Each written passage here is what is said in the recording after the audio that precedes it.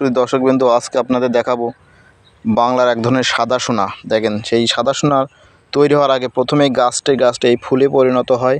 ফুল হওয়ার পরে এখান থেকে পরিপক্ক একটি ফল হয়েছে। এটা পরিপক্ক একটি ফল।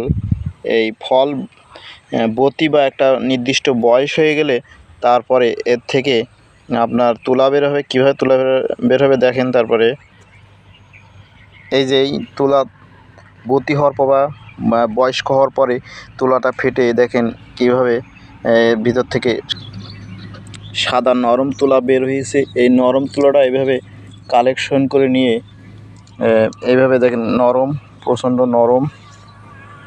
এর ভিতরে বীজ আছে, ছোটো ছোটো বীজ, দানা আছে।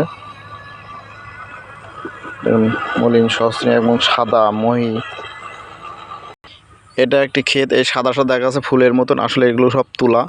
এর থেকে সুতা তৈরি হয়, এই কার্পাস সুতা। এই কার্পাস সুতা থেকে আমরা যে পোশাক গায়ে দিই, সুতা, এই সুতা এর থেকে এই সাদা এই তুলার থেকেই তৈরি হয়। ধন্যবাদ। ভালো লাগলে একটু শেয়ার দেবেন প্লিজ।